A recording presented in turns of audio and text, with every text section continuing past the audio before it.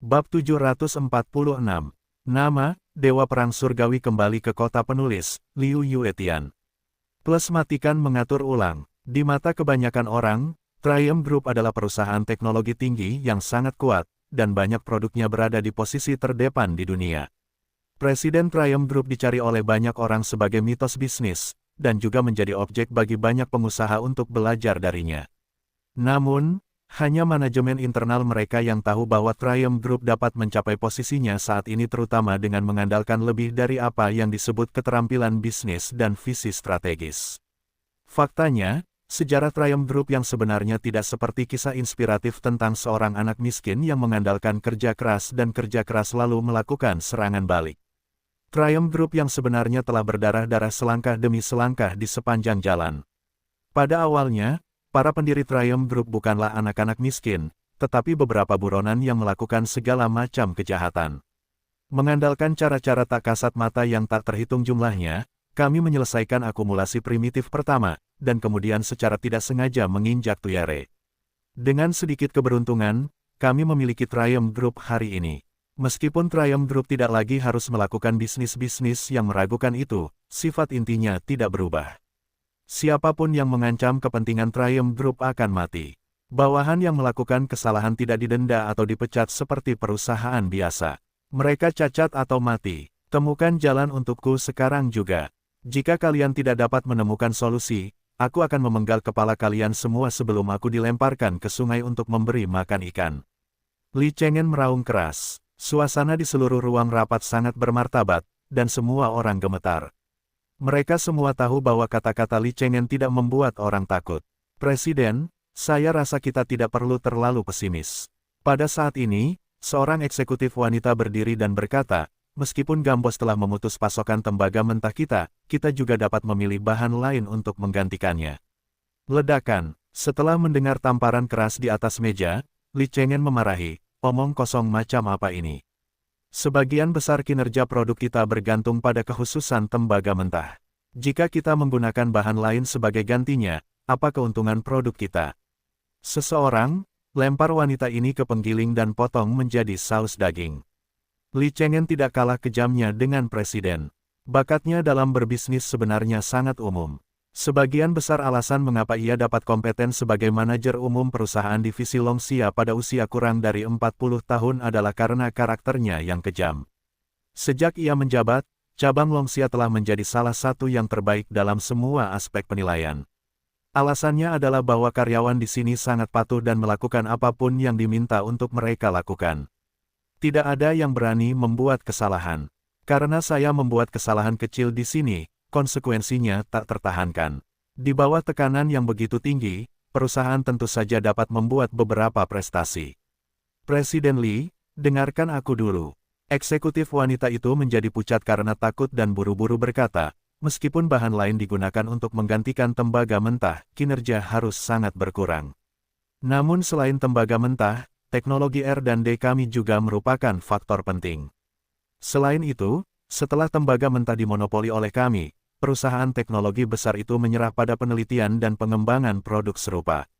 Jadi, meskipun kami tidak memiliki tembaga mentah dan membuat produk yang kinerja jauh lebih buruk dari sebelumnya, setidaknya dalam waktu singkat, tidak ada yang dapat bersaing dengan kami. Dengan itu, suasana hati semua orang yang tertekan tiba-tiba terangkat. Li Cheng'en menunjukkan wajah bahagia dan menepuk kepalanya, ya, bagaimana saya bisa mengabaikan ini?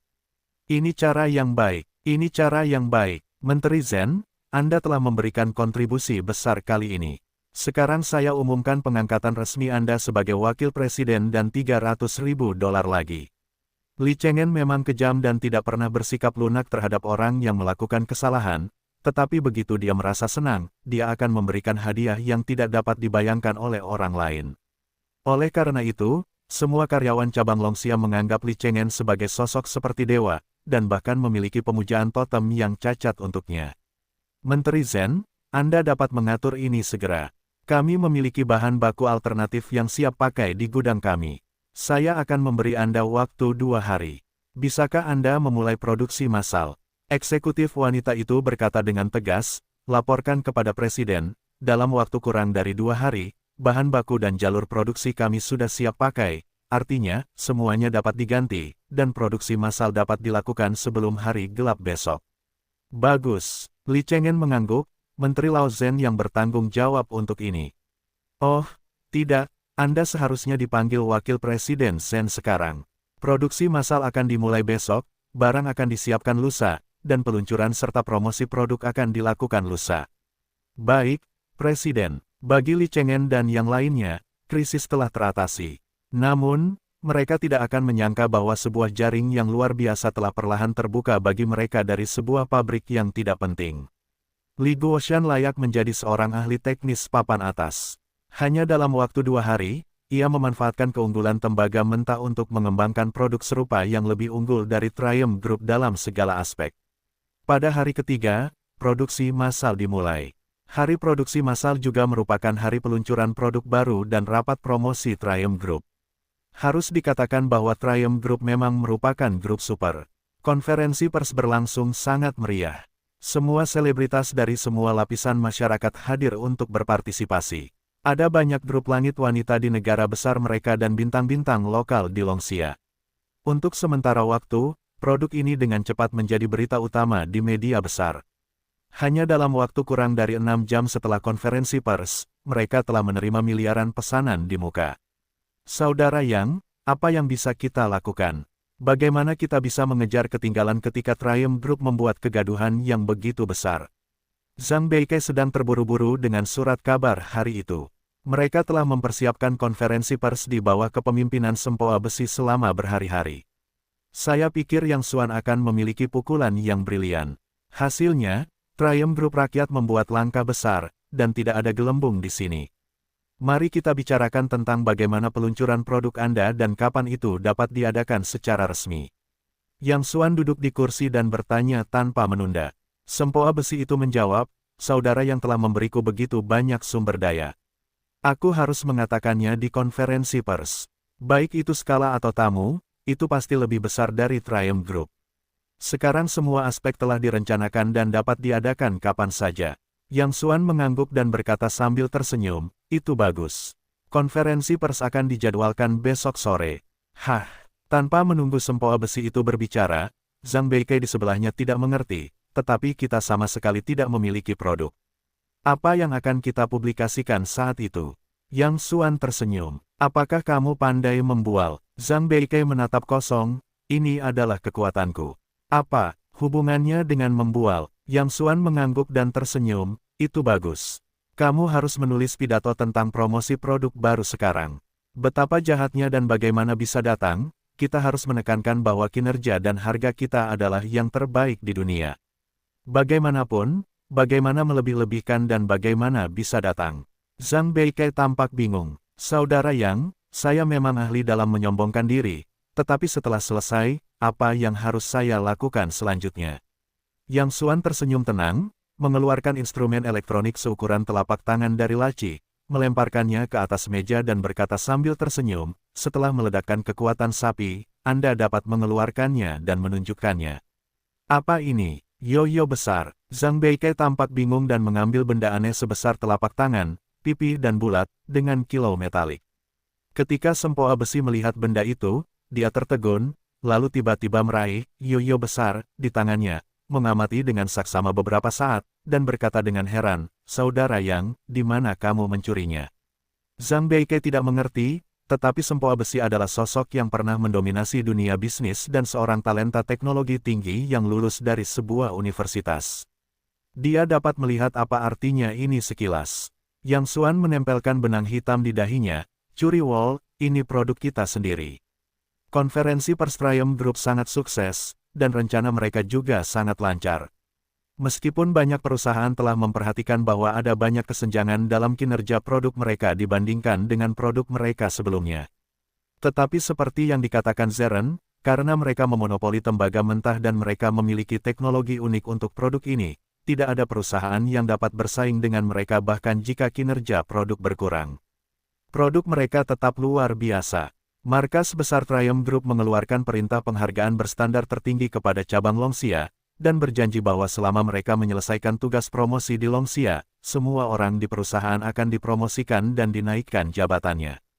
Li Cheng'en sangat senang sehingga ia memberi semua karyawan hari libur dan mengundang mereka untuk minum dan makan. Itu adalah jamuan perayaan terlebih dahulu.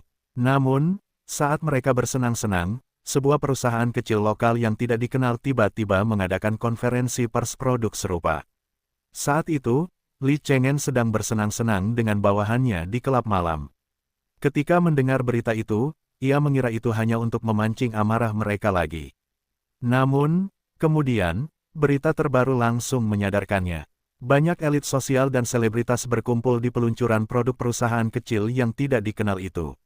Dan bahkan bintang besar seperti Tian Zhou Zifei secara pribadi menghadiri acara tersebut. Anda tahu, ketika Triumph Group mengadakan peluncuran produk 2 hari yang lalu, mereka juga mencoba mengundang Zhou Zifei. Namun, ia ditolak oleh Tian. Zhou Zifei sekarang dikenal sebagai bintang terpanas di kawasan Asia Pasifik, yang tidak dapat diundang oleh orang biasa. Mungkin karena kehadiran Zhou Zifei, media besar melaporkan bahwa konferensi pers menyebar ke seluruh Xuancheng dan bahkan sebagian besar Longxia dalam waktu kurang dari setengah jam. Yang membuat Li Cheng'en hampir muntah darah adalah bahwa perusahaan burung pipit yang tidak dikenal meluncurkan produk yang jauh lebih unggul dari mereka dalam hal kinerja dan harga. Tenanglah, Presiden. Ini tidak seserius itu. Eksekutif wanita Zen buru-buru berkata, Presiden, jangan lupa di mana ini dan siapa kita. Tidak peduli produk apapun yang dikembangkan perusahaan kecil itu, mereka tetap tidak membuatkan pakaian pengantin untuk kita pada akhirnya. Li Cheng'en yang marah tercengang saat mendengar ini. Kemudian dia tertawa dan berkata, ya, bagaimana kita bisa melupakan ini? Itu hanya semut kecil, Zen. Aku serahkan padamu. Aku akan mendapatkan jawaban yang memuaskan sebelum fajar besok.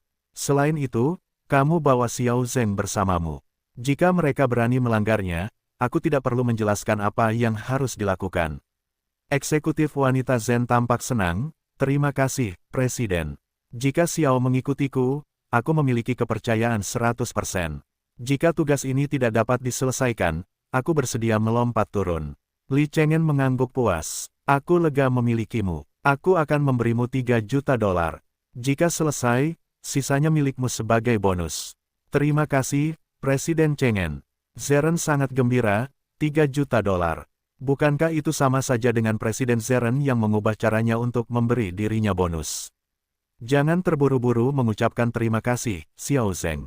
Kau harus mengatakannya sendiri. Mengenai apakah kau bisa memindahkannya, itu tergantung dirimu sendiri. Kau tahu, kecerdasan Xiao Zeng hanya bertahan pada usia 8 tahun. Bahkan perintahku mungkin tidak efektif untuknya. Li Zhen mengingatkan, jangan khawatir, Presiden, aku tahu apa yang harus dilakukan. Di pinggiran utara Xuancheng, ada sebuah rumah yang terbuat dari beton bertulang. Rumah itu berbentuk persegi dan tampak seperti kotak abu-abu dari kejauhan. Tidak ada yang tahu siapa yang tinggal di dalamnya, dan tidak ada yang berani menyelidikinya. Karena ada desas-desus di Xuancheng bahwa rumah abu-abu di segala arah ini sama sekali tidak berpenghuni. Ketika banyak orang lewat di sini pada malam hari, mereka telah mendengar teriakan melengking di dalam. Itu sama sekali tidak seperti suara manusia. Dan dari penampilan rumah itu, suaranya adalah sebuah rumah, bukan guci besar. Oleh karena itu, dalam radius 5 km di sekitar guci, itu pasti merupakan area terlarang di seluruh Xuancheng pada malam hari. 3 bulan yang lalu, seorang tukang daging minum beberapa gelas lagi dan bertaruh bahwa jika dia berani tinggal di rumah abu-abu ini selama 1 malam, dia akan menang. Profesi tukang daging itu sangat berani. Selain itu, dia minum beberapa gelas lagi, yang memperkuat keberaniannya. Malam itu, dia terhuyung-huyung menuju rumah abu-abu itu. Yang lain menunggu pada jarak lebih dari 10 meter. Akibatnya, tukang daging yang mabuk itu tidak masuk selama setengah menit, dan terdengar suara gemuruh yang tajam dan jeritan yang menyayat hati di ruangan abu-abu itu. Orang-orang itu sangat ketakutan sehingga mereka lari di tempat itu. Dan tukang daging itu tidak pernah keluar lagi. Sejak saat itu, pondok abu-abu ini telah menjadi area terlarang di Xuancheng. Tidak peduli seberapa beraninya, bahkan orang yang minum terlalu banyak akan langsung terbangun saat mereka menyebutkan tempat ini. Namun, malam itu, sesosok tiba-tiba berjalan menuju rumah abu-abu yang menyeramkan itu. Mengenakan pakaian profesional berwarna hitam, Zen merasakan punggungnya dingin saat mendekat, meskipun dia sudah tahu apa yang terkunci di dalam rumah itu. Tidak ada panel pintu di pintu masuk rumah itu. Hanya ada satu pintu masuk yang gelap di semua arah. Itu tampak seperti lorong menuju neraka.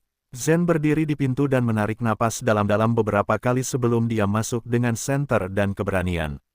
Begitu memasuki pintu, aku mencium bau mayat yang sangat busuk dan bau apek, yang membuat orang hampir tidak bisa membuka mata.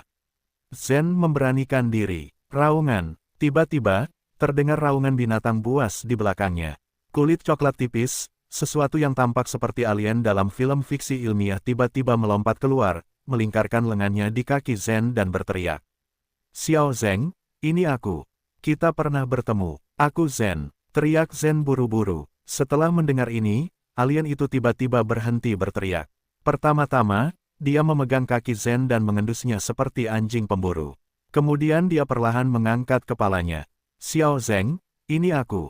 Aku adikmu Zen. Kita pernah bertemu. Apa kau lupa?" Zen mengarahkan cahaya senter ke wajahnya dan mencoba membuat pihak lain mengenalinya sesegera mungkin.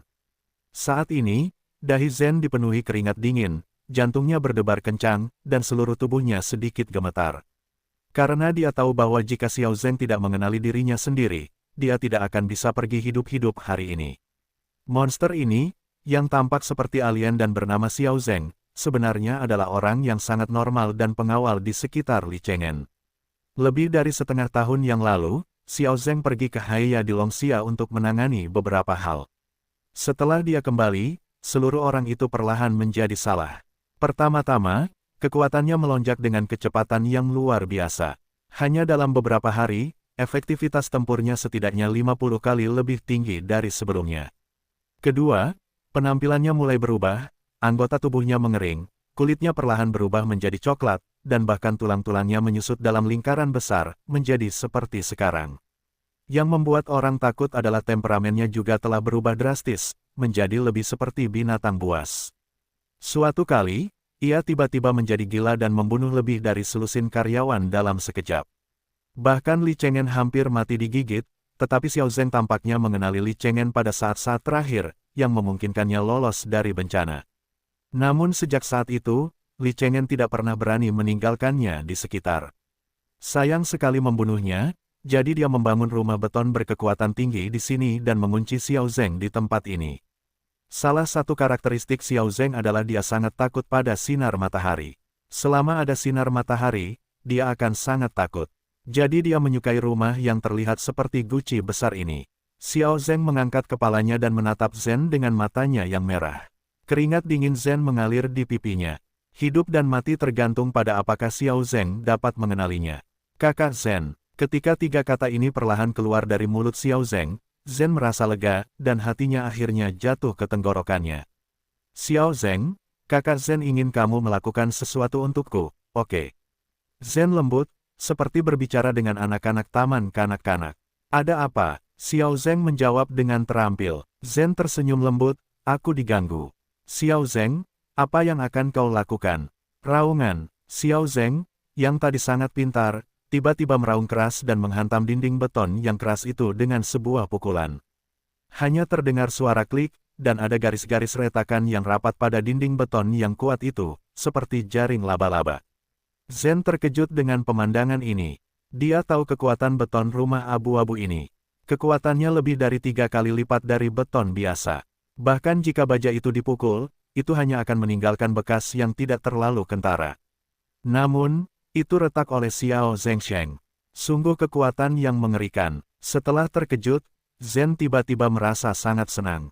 Selama dia membawa Xiao Zeng untuk dirinya sendiri, dia bisa memiliki pengawal super lain di sekitarnya. Jika dilatih untuk mematuhi perintahnya sendiri, saya khawatir Li Cheng'en harus takut padanya. "Siapa itu? Aku akan memakannya." Xiao sedang menunggu matanya yang merah. Zen tersenyum lembut, "Xiao Zeng bagus. Aku akan membawamu menemui mereka segera, tetapi Xiao Zeng akan patuh nanti." "Oh, kamu bisa melakukannya saat aku memintamu melakukannya, tahu." "Begitu, Saudari Enze." Xiao Zeng mengangguk dengan cerdik. Enze mengeluarkan jubah hitam kecil yang sudah disiapkan sebelumnya dari tasnya. "Xiao Zeng Guai, pakai ini, jadi kamu tidak akan takut pada cahaya." Xiao Zeng menggelengkan kepalanya dengan lembut, menatap kaki Zhen dan menelan ludah, aku menginginkannya. Zhen tampak bingung, apa yang diinginkan Xiao Zheng. Setelah mengatakan itu, tiba-tiba menatap mata Xiao Zheng dan menatap kakinya yang terbuka di balik roknya, Zhen langsung mengerti. Xiao Zheng memang hebat, tetapi kamu harus mendengarkan kakakmu di masa depan. Enze berkata sambil tersenyum dan melepaskan ikatan pakaiannya. Pada saat ini, konferensi pers di pihak Yang Xuan telah berakhir dengan sempurna, karena sekelompok bintang besar dari media Tianyu yang diwakili oleh Zhou Zifei naik ke panggung, dan konferensi pers tersebut mendapat perhatian yang luas. Kemudian dia menunjukkan produknya, dan harga yang diumumkan bahkan lebih rendah dari kacamata, dan para pebisnis besar pun berbondong-bondong untuk mengambil pesanan. Meskipun konferensi pers tersebut tidak menyebutkan tentang Triumph Group, secara tidak langsung hal itu telah menyebabkan kerugian besar bagi Triumph Group. Internet penuh dengan penyalahgunaan sampah produk Triumph Group, dan kemudian bangkit menjadi patriotisme. Sebelumnya, para pedagang yang memesan meminta untuk mengakhiri kontrak satu demi satu. Li Cheng'en sangat marah hingga dia hampir meledak. Namun, Yang Xuan tidak begitu santai. Selain Yang Xuan, Zhang Beikai dan manajemen lainnya juga ingin berbalik arah. Saudara Yang, harganya terlalu keterlaluan. Bahkan biayanya tidak cukup. Kamu tidak dapat membayar begitu banyak pesanan. Zhang Beikai melihat tumpukan pesanan yang sangat banyak dan sama sekali tidak merasa senang. Karena pesanan ini mewakili kerugian, semakin banyak pesanan, semakin banyak kerugian. Yang Xuan tidak seperti apa-apa, tertawa, tujuan kami bukanlah untuk menghasilkan uang, tetapi untuk membunuh kelompok kemenangan. Bagaimana kami dapat membuat keputusan cepat tanpa menurunkan harga? Petik 2. Tetapi dengan begitu banyak pesanan, apa yang akan kami kirim pada saat itu? Zhang Beikai berkata dengan tergesa-gesa. Yang Xuan berkata sambil tersenyum, memperluas skala pabrik dan bekerja dalam 3 shift 24 jam sehari, pengiriman jelas bukan masalah. Saudara Yang, saudaraku yang baik, engkau tidak tahu harga kayu bakar, beras, minyak, dan garam. Zhang Beikai memukul dada dan kakinya dan berkata, produksi 24 jam mudah dikatakan, tetapi semuanya butuh uang. Dengan begitu banyak pesanan, Anda harus kehilangan setidaknya puluhan miliar untuk memproduksi, belum lagi dana awal. Dari mana Anda bisa mendapatkan begitu banyak uang? Anda tidak ingin membawa kami merampok bank. Yang Xuan tertawa dan berkata, apakah Anda pernah melihat diri Anda merampok barang-barang Anda sendiri? Zhang Beikai tampak bingung, apa maksud Anda? Yang Xuan tidak menjawab, sebaliknya, ia mengeluarkan ponselnya dan menelepon. Ia hanya berkata, saya akan segera mengirimkan rekening kepada Anda. Saya butuh 10 miliar yuan. Zhang Beikai tercengang, saudara Yang, ini bukan lelucon. 10 miliar yuan akan segera dibutuhkan. Apakah Anda sendiri yang membuka bank? Yang Xuan tidak repot-repot memperhatikan orang yang mengomel itu. Ia menyusun rekening perusahaan menjadi sebuah pesan dan mengirimkannya. Kemudian ia mulai bersandar di kursinya dan memejamkan mata. Saudara Yang, jangan tidur, tapi perhatikan baik-baik. Pesanannya banyak sekali dan jumlahnya puluhan juta. Di mana saya bisa mendapatkannya? Zhang Beikai mengomel. Seorang anggota Tianmi yang bertanggung jawab atas keuangan tiba-tiba bergegas masuk ke kantor. Saudara Yang, tiba-tiba ada dana 10 miliar lebih di rekening tadi. Pembayarnya adalah bank bendera emas asing. Yang Xuan mengangkat kelopak matanya dan mengangguk, saya meminta mereka untuk bertarung. Semua uang diinvestasikan dalam produksi produk. Kita harus mengirimkan produk ke pelanggan sesuai jadwal. Zhang Beikai menatap, saudara Yang, apa hubungan Anda dengan Presiden Bang Jinqi? Yang Xuan mengulurkan tangan, menunjuk jarinya ke dirinya sendiri, tersenyum pada Zhang Beikai dan berkata, itu saya, hubungan saya dengan diri saya sendiri. Zhang Beikai begitu gembira hingga hampir gila. Sungguh luar biasa bahwa saudara Yang adalah bos Bang Jinqi. Bank Golden Flag adalah salah satu dari 3 bank terbesar di Amerika. Akan ada cabang di kota-kota yang sedikit lebih besar di seluruh benua Amerika. Sumber daya keuangannya tak terukur, dan tidak berlebihan untuk menggambarkannya sebagai kaya dan tak terkalahkan. Saya di Olimpiade kedua, kami masih berperang wol. Kami minum dan makan daging dan menjemput gadis-gadis setiap hari. Bahkan jika kami tidak punya apa-apa untuk dilakukan, kami tidak dapat menghabiskan uang untuk beberapa nyawa. Zhang Beikai begitu gembira hingga dia tidak bisa berkata-kata. Yang Xuan menatap pria ini dengan wajah jenaka. Dia tahu bahwa otak pria ini mulai membuat dua kesalahan lagi. Baiklah, itu ide yang bagus. Saya akan menulis surat untukmu. Kamu bawa surat itu ke kantor pusat Bank Jinki. Di sana akan memberimu kartu kredit tanpa batas. Kamu dapat menggeseknya dan tidak perlu membayarnya kembali. Kamu akan bahagia sepanjang hidupmu. Kata Yang Xuan. Bagus, terima kasih, saudara Yang.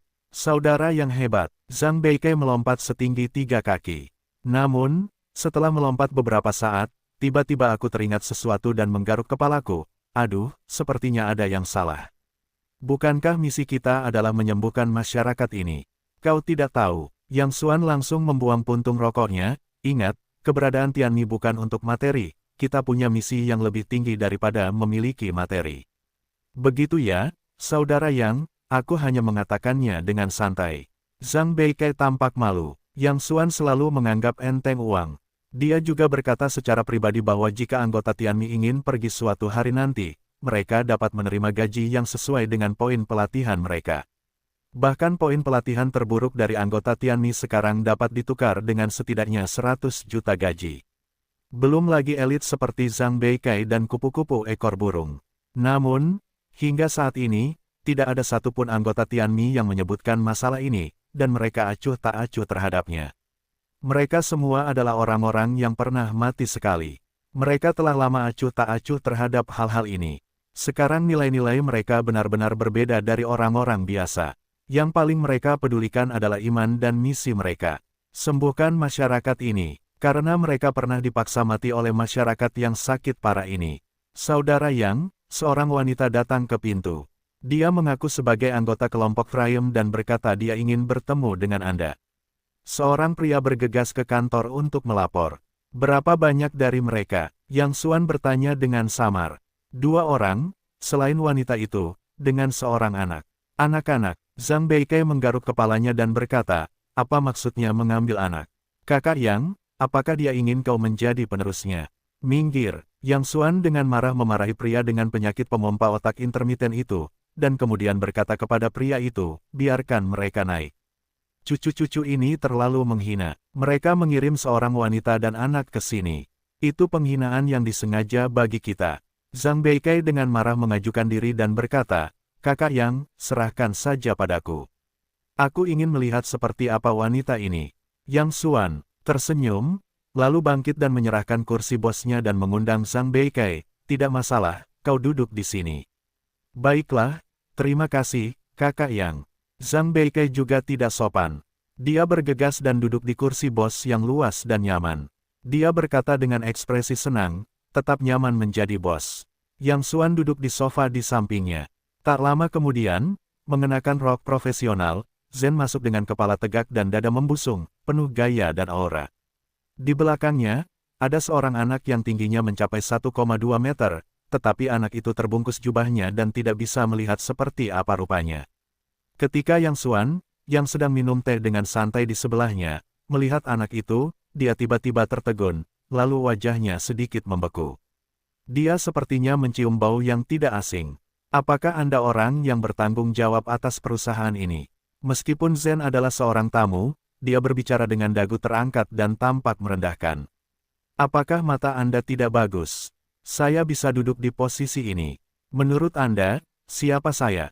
Zhang Beike sudah bersiap untuk mempermalukan pihak lain. Tentu saja, dia tidak akan bersikap sopan. Harap perhatikan kata-kata Anda. Zhen mengerutkan kening, saya rasa saya perlu memperkenalkan diri. Saya Zhen dari Triumph Group. Sekarang saya wakil presiden Triumph Group cabang Longxia. Zhang Beike mengusap ponselnya tanpa mengangkat kepalanya dan berkata dengan acuh tak acuh, lalu. Mulut Zeren sedikit berkedut sejenak, dan dia tidak tahu bagaimana menjawabnya sejenak. Meskipun Triumph Group adalah perusahaan asing, ia memiliki supremasi tertinggi di Xuancheng. Di negeri ini, selama kata Triumph Group dilaporkan, itu lebih mudah digunakan daripada dekret kekaisaran.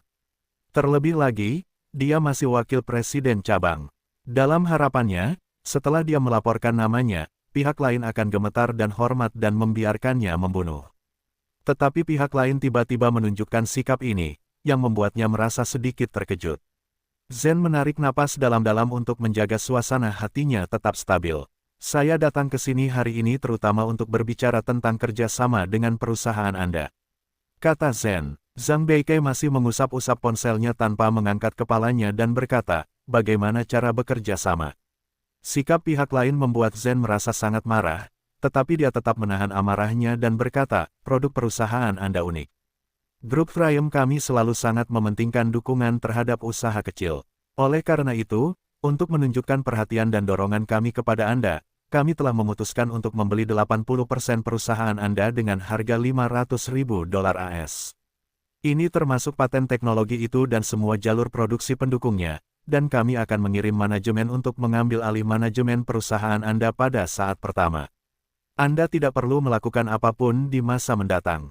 Tunggu saja dividen di akhir setiap tahun. Ketika dia mengucapkan kata-kata ini, Zen sangat percaya diri. Dia pikir tidak ada yang akan menolak kondisi ini, atau tidak ada yang berani menolak. Namun, Zhang Beike tiba-tiba tertawa terbahak-bahak, yang merupakan jenis tawa sembrono yang membuatnya menangis terseduh-seduh. Zen mengerutkan kening dengan tidak senang. Apa yang kamu tertawakan? Zhang Beike tertawa lama, kemudian dia meletakkan ponselnya di atas meja, mencondongkan tubuhnya sedikit ke depan, menatap Zen dan berkata-kata demi kata, Nona Zen, saya kenal seorang dokter spesialis otak yang sangat hebat. Apakah Anda perlu saya rekomendasikan? Zen bingung. Apakah ini ada hubungannya dengan kerja sama? Zhang Beike berkata, tentu saja, saya pikir tidak peduli siapa yang berubah, saya tidak akan pernah berbicara tentang kerja sama dengan orang yang memiliki masalah mental. Karena Nona Zen sangat tulus, saya sarankan Anda pergi memeriksa otak Anda yang rusak terlebih dahulu dan berbicara dengan saya ketika IQ Anda kembali normal. Ledakan. Zen sangat marah, memukul meja dengan keras dan berkata dengan marah, jangan bersulang atau menghukum. Apakah kau pikir aku sedang berdiskusi denganmu? Ini perintah. Dua pilihan. Pertama, segera tanda tangani kontrak sesuai dengan ketentuan yang baru saja kubuat. Kedua, kau dan perusahaanmu akan sepenuhnya terhapus dari dunia ini. Pilihlah dirimu sendiri. Zhang Beike tidak menjawab dengan tergesa-gesa. Sebaliknya, ia perlahan-lahan memasukkan sebatang rokok ke dalam mulutnya, lalu mengeluarkan korek api dan menyalakannya. Setelah mengepulkan asapnya lama, ia menatap Zen dan berkata sambil tersenyum, kurasa aku punya pilihan ketiga. Zen berkata dengan suara yang dalam, kau tidak memenuhi syarat untuk berbicara kepadaku tentang persyaratan, tetapi aku mungkin juga mendengarkan pilihan ketigamu. Zhang Beike menatap Zen sebentar dengan tatapan yang sangat aneh dan berkata, baiklah, demi ketulusanmu, aku bisa memberimu kesempatan. Meskipun kamu agak tua, aku bisa menerimanya. Kamu tinggallah untukku sebagai mainan kecil selama seminggu. Aku bisa mempertimbangkan untuk memberimu 0,5% dari ekuitas secara gratis. Apakah menurutmu itu sangat hemat biaya? Bajingan, mati. Kesabaran Zen mencapai titik ekstrim dalam sekejap, dan dia berteriak dingin tanpa ragu, Xiao Zeng. Sua, dalam sekejap, bayangan gelap tiba-tiba melompat ke arah Zhang Beike seperti kilat. Zhang Beike bereaksi cepat dan dengan cepat menyilangkan tangannya untuk melindungi blok depan. Ledakan. Dengan suara tumpul yang keras, Zhang Beike hanya merasakan tangannya ditabrak lokomotif terlebih dahulu. Jarak menyebar ke seluruh tubuhnya di sepanjang lengannya, dan kedua lengannya ingin dipatahkan. Seluruh tubuhnya terpental tak terkendali dan menghantam dinding di belakangnya dengan keras. Namun, bayangan gelap itu tidak berhenti. Ketika tubuh Zhang Beike belum mulai jatuh, dia menyerang Zhang Beike lagi dengan kecepatan kilat. Minum. Zhang Beike meneguk minumannya, satu kakinya melangkah mundur ke dinding, lalu gaya reaksi dinding menghantam pihak lain dengan pukulan keras. Ledakan. Terdengar suara tumpul lagi. Kali ini, karena Zhang Beike membuat persiapan dan gaya kayuhan dinding yang mundur, dia akhirnya mengguncang bayangan gelap itu mundur 2 langkah. Dengan melihat lebih dekat, saya menemukan bahwa bayangan yang sangat kuat itu adalah anak yang mengenakan jubah hitam di belakang Zen. Meskipun dia dengan enggan mendorong pihak lain itu kembali, Zhang Beike menderita lebih banyak kerusakan. Seluruh tubuhnya menempel di dinding dan merasa bahwa organ-organ dalamnya akan hancur. Dinding yang keras itu hancur menjadi garis-garis jaring laba-laba oleh kekuatan ini. Raungan. Pria kecil berjubah hitam itu mengeluarkan raungan seperti binatang buas dan menyerbu Zhang Beike lagi. Zhang Beike baru saja akan bertemu musuh, tetapi tiba-tiba menyadari bahwa tubuhnya telah mati rasa dan tidak dapat mengerahkan kekuatan apapun. Melihat bayangan itu akan menyerang jantungnya, sesosok tiba-tiba melintas di sampingnya dan mengguncang penjahat berjubah hitam itu dengan keras. Saudara Yang, hati-hati, monster kecil ini memiliki kekuatan besar. Zhang Beike memuntahkan darah di mulutnya dan tidak lupa mengingatkannya. Wajah Yang Xuan membeku, kaki kirinya melangkah maju sedikit, dan memasuki kondisi bertarung. Pria kecil berjubah hitam itu mundur berulang kali karena goncangan tadi, seolah-olah dia telah menghancurkannya hampir seluruhnya, dan mulutnya meraung seperti binatang buas yang mengerikan. Sua, penjahat berjubah hitam itu melompat tinggi, mengulurkan tinjunya di udara, dan kemudian memukul Yang Xuan seperti peluru. Udara di sekitarnya terjepit oleh kekuatan yang kuat ini, membuat derit yang mengerikan. Kita dapat membayangkan kekuatan pukulan pihak lain. Namun, Yang Xuan tiba-tiba menggerakkan tubuh dan pikirannya seperti ke samping. Setelah saling menghindari tinju, dia menendang tanah dengan satu kaki dengan keras. Seluruh orang itu langsung melintasi langit dan dengan cepat menekuk lututnya. Ledakan, Yang Xuan terbang vertikal ke lututnya dan memukul perut pria kecil berpakaian hitam itu. Pria kecil berpakaian hitam itu tidak memiliki titik gaya apapun di udara. Tubuhnya dipukul seperti layang-layang yang putus. Dia menghantam langit-langit dengan keras dan langsung menghantam langit-langit hingga berlubang. Namun, ketika orang-orang tidak menduganya, setelah ditipu, pria kecil berpakaian hitam itu tampaknya tidak terluka. Begitu dia mendarat, dia melancarkan serangan yang lebih ganas lagi ke Yang Xuan. Mata Yang Xuan Mei berkerut. Kali ini dia tidak terus memilih untuk menghindar, tetapi membuka tinjunya dan menuju ke pihak lain. Pop pop pop, kecepatan mereka secepat kilat. Dengan mata telanjang, mereka hanya bisa melihat dua bayangan yang saling terkait, dan ada suara berderak yang padat.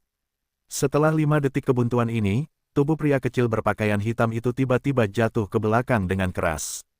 Yang Xuan tidak memberi kesempatan pada pihak lain untuk bernapas. Tubuhnya melesat lewat dan mengejar penjahat berpakaian hitam itu. Pada saat penjahat berpakaian hitam itu jatuh, Yang Xuan melonjak, berputar 360 derajat, menyapu kakinya dari atas ke bawah, dan meraung di dada pihak lain. Ledakan, kekuatan kaki ini tak terukur. Tubuh pria kecil berpakaian hitam itu langsung menghantam lubang besar di lantai, dan debu di langit-langit terguncang. Pria kecil berpakaian hitam itu secara alami mati. Zen telah makan banyak. Saya tidak pernah berpikir bahwa pihak lain harus memiliki tuan seperti itu.